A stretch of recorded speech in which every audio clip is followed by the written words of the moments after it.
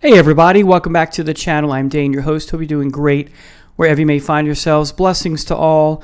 Welcome to another video where I talk about one of my favorite bands of all time. Of course, I'm talking about the band Swans, a band I've been talking quite a lot lately on this channel. The more and more I listen to them, the more and more I'm engrossed in them.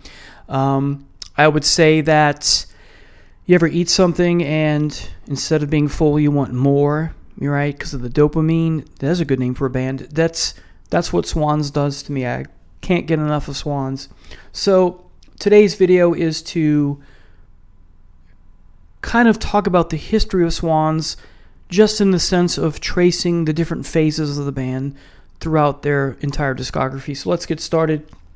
Their first release ever was from 1982. So I'm in 8th grade or high school in 1982, and they put out their first EP, which contains just 4 tracks: Laugh, Speak, Take Advantage, and Sensitive Skin. Right off the bat, talking about the body. As I've said before, this is going to become, with the band starting here, a motif and a theme with body consciousness and anti-body consciousness. And then, of course, their first album is Filth, comes out in 1983. And if we look at the track listing for just a minute, has the teeth on the cover, right? Very creepy. You have Stay Here, Big Strong Boss, which I love. Blackout, Power for Power, Freak, Right Wrong, Thank You, Weakling, and Gang. And I have a 3-disc version, which has the original EP, Filth, and then some live stuff on it, which is marvelous. Cop comes out in 1984, and the Young God EP in 1984 as well. So 1983, 83, and 84, I'm 8th grade and in high school, freshman and sophomore. I had no idea who this band was because I'm listening to Wasp and Twisted Sister and Dokken and Zeppelin and Purple and Heap and 70s rock and hair metal or 80s metal as well, and some other things as well. Start just beginning a year or two later to get into Miles Davis with Bitches Brew. So if we talk about this first phase, again, Swans EP, Filth, Cop, and Young God EP, this is, of course, as most of the entire band is described as experimental rock, noise rock, no wave, right? This phase of these 4 albums is atonal, is very pummeling, very crushing, slow, very drudgy. When I first heard of this band, thanks to my brother-in-law, is when he said, hey, you need to listen to, and he gave me an MP3 version of The Great Annihilator. He said, they kind of remind me of Godflesh, and they do a little bit. So that's slow, there's a drudge to it, like a molasses, if molasses was music, but in a good way. It's very angry and violent, this period. Vehemently sung lyrics in a growl sense. The vocal growls, very nihilistic, and yet surreal. And that's a great word to describe the entire discography. Surreal and sublime. Also, full of angst as well. Very loud, the decibel levels, especially live. There's documentation of people vomiting at the live concerts because of the pummeling and there's a word, grueling, sonic, beating you up, with the music, so to speak. That's a poor phrase, but you get my point. So very loud, super atonal, super chaotic, very noisy, hence noise rock. Then in 1986, you get Greed, Holy Money, Time is Money, which is an EP, also subtitled Bastard, and a Screw EP, 1986. All of this is 1986. This is, of course, experimental, no wave, and noise rock. This is more of a gothic bent than it is industrial, but there is a hint of, there's still that industrial feel. Ministry meets Godflesh, sort of, not exactly, meets hardcore punk, sort of, meets, new wave, but it's not new wave, it's no wave, for a lack of a better description. Here's where the wonderful Jarbo comes in. You get keyboards coming in. You get loops, almost Robert Fripp-like, kind of. It's very caustic. It's very acerbic. It's grinding. It's pummeling still, but in a different way. Because now you have melodies present. So it's pounding, but you have melodies present. think of the first 4 albums, Swans EP, Filth, Cop, Young God EP, as, someone taking steel wool with razors in it and scrubbing your skin, musically, sonically. And then this phase, Greed, Holy Money, Time Is Money / Bastard, and then a Screw EP, those 4 releases as same thing. Someone has steel wool with razor blades in it, but they put lotion first and then they scrub you and you start bleeding. That's the metaphor I like to use to describe. So that's the second phase 2, if you will. The third phase is Children of God, 1987, and then later on they released Children of God with World of Skin as a 2 CD set, 1997, because that was Michael Gira and Jarbo's side project. And again, think of it, World of Skin dealing with body consciousness. So again, that continues. And the industrial stuff is pretty much gone, or there are hints of it. The gothic elements remain. Still noise rock, but it's mixed with atmospheric, eerie, haunting, uncanny, unearthly ballads. This is a turning point in the band. Michael Gira is going on record and saying at some point we had to change direction because we couldn't just stay in the same, he doesn't use the word rut, but in the same vein or something like that. And that makes sense. But integrity is not lost in changing direction. And Jarbo is just crucial to the music at this point, and even previously, but she's even more crucial, is what I'm saying. And now Jira's singing now instead of the growly angst. There's still angst, of course, in the music, but Gira is now singing instead of growling. And it's nice. I like it. So that's the third phase. Then the fourth phase is just 1 CD or 1 release, and that is The Burning World, 1989. At this stage of my life, I'm listening to the Black Crowes, or about to listen to the Black Crowes. I'm still listening to, my classic rock. I'm still listening to 80s, but now it's on the cusp of listening to grunge, right? I'm still listening to all the things I have been, but now I'm really into jazz as well, and some other things. So The Burning World is, for me, an album I don't like. This is what people have argued where they sell out, but it's a one-and-done sellout, if you will. I don't like to say this. So they were experimenting and trying to do something mainstream and commercial.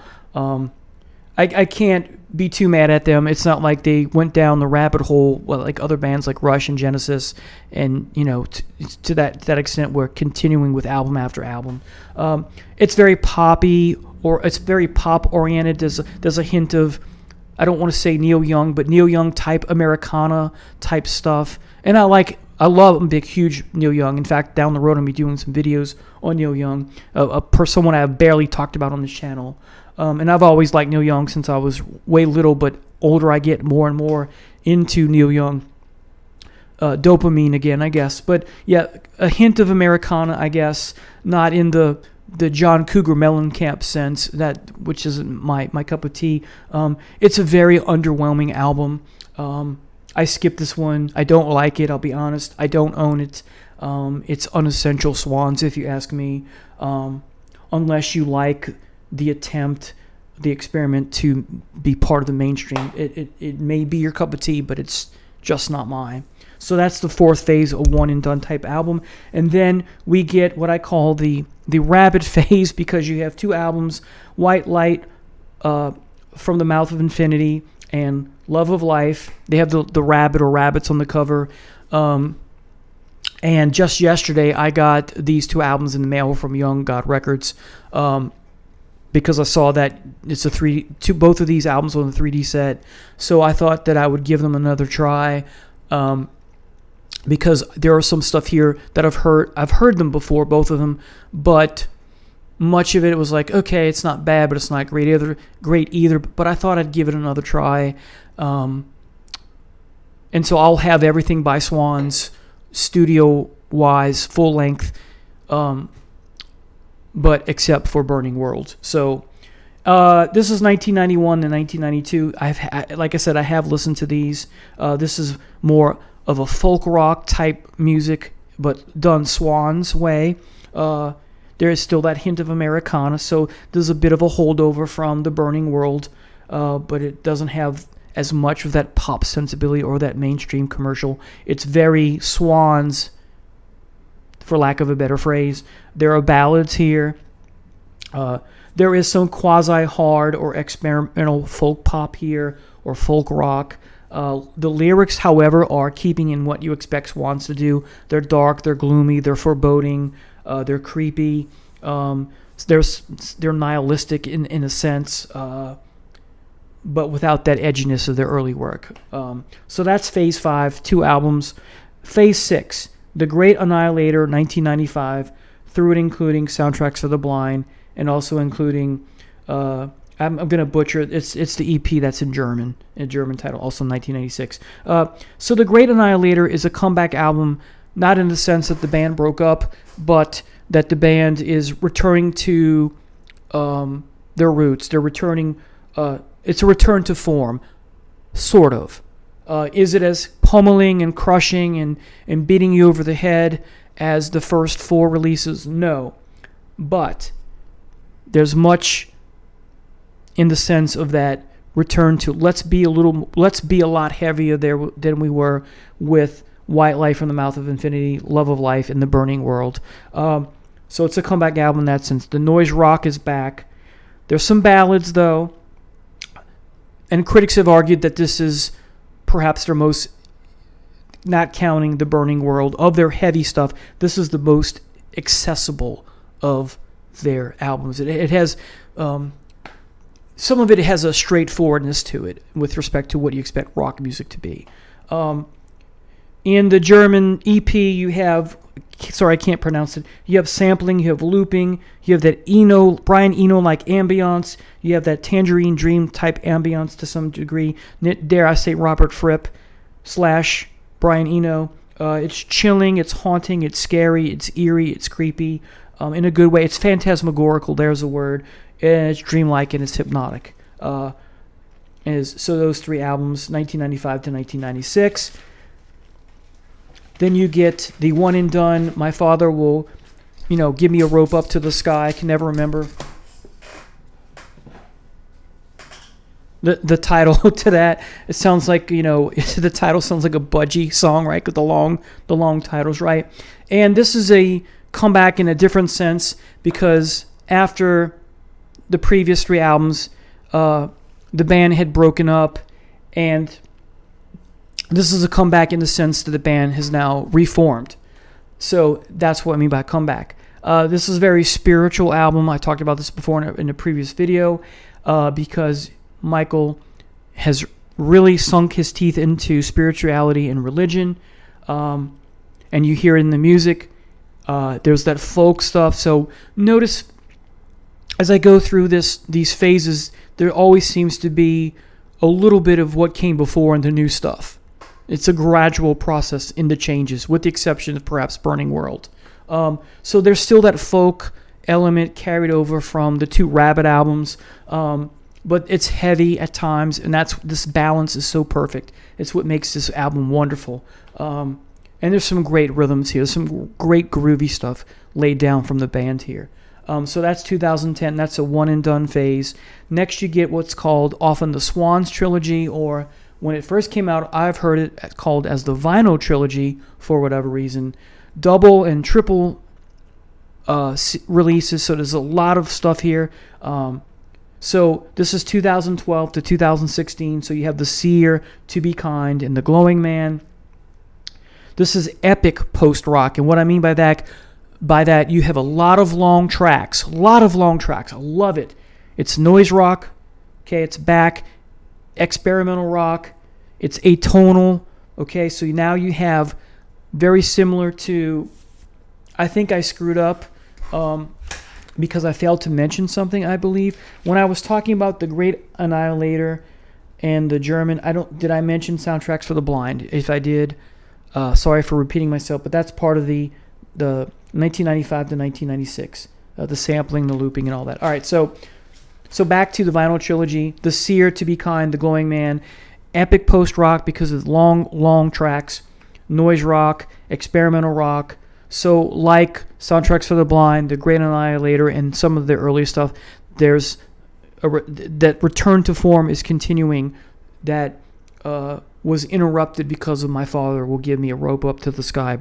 Okay, it's atonal, sometimes caustic, yet ethereal at the same time. There's this wonderful balance between the caustic and the ethereal stuff. It's intense, it's multidimensional, it's super mesmerizing, it's so hypnotic.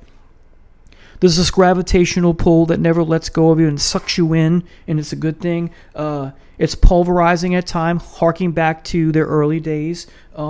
There's a rhythmic hypnosis going on here. It's very hypnotic. There's that kenosis, that emptying that I talked about to create art, right? The whole band emptying their life force and essence to create said album. There's that descent into hell feeling that sticks with the band from here on out through and including Live Rope that I've talked about before. There are peaks and valleys, climactic zeniths, and then cataclysmic denouements, right? Just wonderful. So that's the 8th phase, the vinyl trilogy. Again, The Seer, To Be Kind, and The Glowing Man. Then the 9th phase is Leaving Meaning, 2019. Much of the previous 3 albums, but it's scaled down or stripped down to a less intense atmosphere type music. There's some folk-like stuff returning. It's less complex, yet still ethereal. Still pulls at you. It's very hypnotic. That's one of the great things about Swans is the hypnotic, mesmerizing, captivatingness doesn't go away. Then, Phase 10, their most recent release, The Beggar, 2023. To me, this is a return to form with respect to the vinyl trilogy. Now it's the vinyl tetralogy to me, because I think this album is rivaling The Seer, which is my favorite album.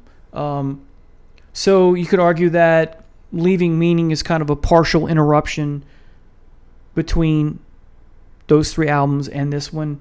In many ways, you could argue that Leaving Meaning is part of a quintology? That's not it. A quintet, I guess. Anyway, whatever 5 would be.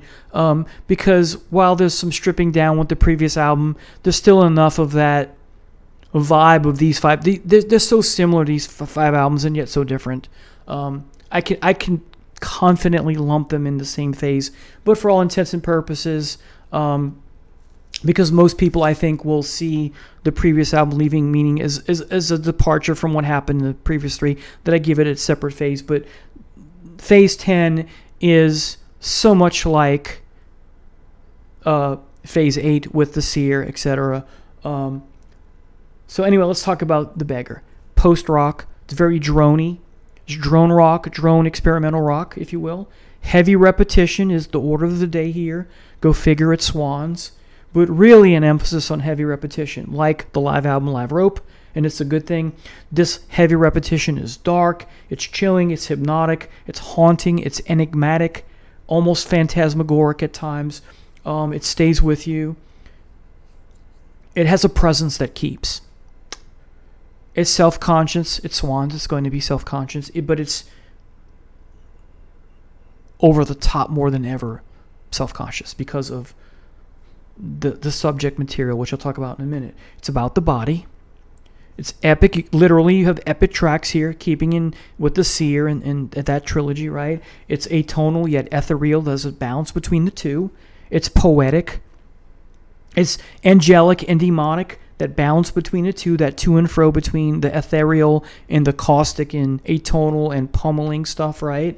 It's just a wonderful masterpiece of incorporating marvelous layers of orchestral juxtaposition. My words. If Hamlet were a piece of music, because Jira dealing with the possibility at his life at this time is, how sick is he, right? And I've heard he's better, so that's great. But at the time that this was made, he's questioning his mortality. Songs like Michael Is Done, that kind of thing. It's very thought-provoking, very contemplative, contemplative. It's inspiring, it's philosophical. It's about gain and loss, and then loss and gain, back and forth. It's about knowing and not knowing. So there you have it, folks. These are the phases of the Swans discography. Now, let me say this. part of this episode, this video, is to also briefly discuss, now that I've gone through the different phases, where would I begin? So let's go back. I would not begin at the beginning. May I suggest you follow the route that I took? I would begin with The Great Annihilator and Soundtracks for the Blind. That's where I came in. I would not begin with the two Rabbit albums, White Light from the Mouth of Infinity or Love of Life. I would definitely not begin with The Burning World, unless you like pop music, but you're not. If you think this is what Swans is going to be about, you're sorely mistaken, because this is a one and done. So therefore, having said that, same thing, I would not start with My Father Will Give Me a Rope Up to the and Guide Me Up to the Sky. It's a great album, but it's not the typical Swans album. So those four I would not begin with. May I suggest, if you're not going to begin with The Great Annihilator or Soundtracks for the Blind, begin with the Vinyl Trilogy. Begin with The Seer, To Be Kind, and The Going Man, and then Leaving Meaning, and then The Beggar, and then go back and listen to the early pummeling, crushing, head-crushing stuff that is the Swans EP, Filth, Cop, and Young God. And then listen to Greed, Holy Money, Time is Money, and a Screw EP. And then Children of God. And then listen to the other four that I mentioned that you want to avoid first. So, thank you so much for watching. Take care. I'll see you soon. God bless. Bye now.